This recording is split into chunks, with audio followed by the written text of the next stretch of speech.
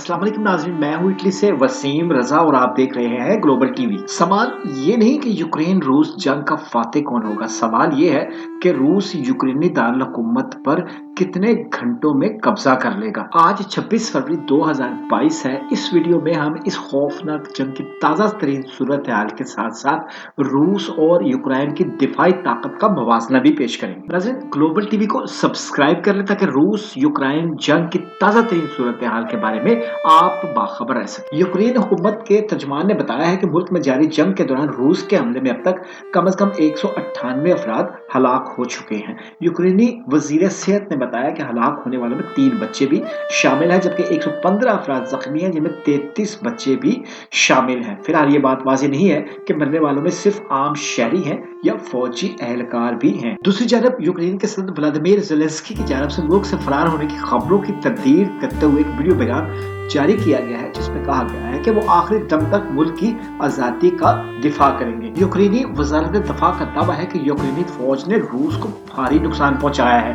रूस के 80 tank, 17 helicopter और 516 बख्तरबंद तबाह कर दिए गए हैं, जबकि रूसी फौज यूक्रेन के दारुल हुकूमत में पार्लियामान की इमारत से 9 किलोमीटर दूर पहुंच गई है। यूक्रेन के सदर ज़ेलेंस्की जो इससे पहले शिकवा कर चुके हैं कि अमेरिका और मगरबी ममालिक ने उनकी कोई मदद नहीं की, उनको रूस के रहमो करम पर छोड़ दिया है। अब उन्होंने एक वीडियो बयान जारी किया है जिसमें वो कहते नजर आ रहे हैं कि शायद दुनिया उनको आखिरी दफा देख रही हो। यूक्रेन की अमली मदद की बात की जाए तो रूसी हमले को पसपा करने की जद्दोजहद के लिए अमेरिकी सदर जो बाइडेन ने यूक्रेन की फौजी इमदाद के लिए $350 मिलियन जारी करने की हदायत कर दी है। जमहूरिया चेक ने $8.6 मिलियन के हथियार भेजने की मंजूरी दी है, जबकि नीदरलैंड ने कहा है कि वो मजीद 200 फिजाई दिफाई रॉकेट फराहम करेगा। वाज़ेह है कि जर्मन चांसलर ओलाफ स्कॉल्स ने यूक्रेन को असला भेजने से इनकार कर दिया था, लेकिन अब जर्मनी ने यूक्रेन को हथियारों की फराहमी से मुताल्लिक पाबंदी हटा दी है। सफारती कोशिशों की बात की जाए तो सलामती कौंसिल में यूक्रेन पर हमला रोकने की करारदाद को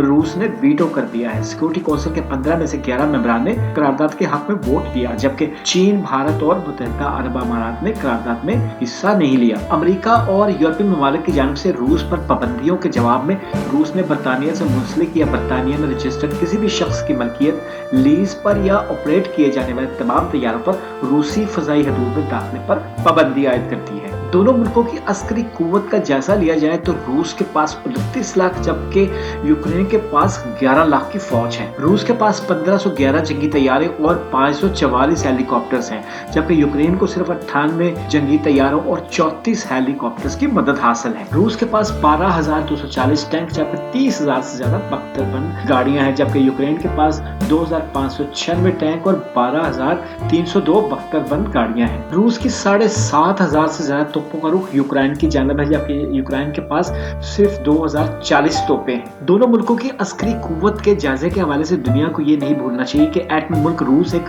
गैर एटमी ताकत से टक्कर ले रहा है, जिसके पास 6,000 से ज्यादा मुख्तलिफ जौहरी हथियार हैं। बाज़ जंगी माहिरीन का ये कहना है कि यूरोप और अमेरिका की दस्त बुर्द से बचाने के लिए अगर यूक्रेन को रवायती तरीके से रूस फतह न कर सका तो वो यूक्रेन में एटमी हथियार इस्तेमाल करने से भी दरेग नहीं करेगा। अब तक के लिए इतना ही। अल्लाह हाफिज।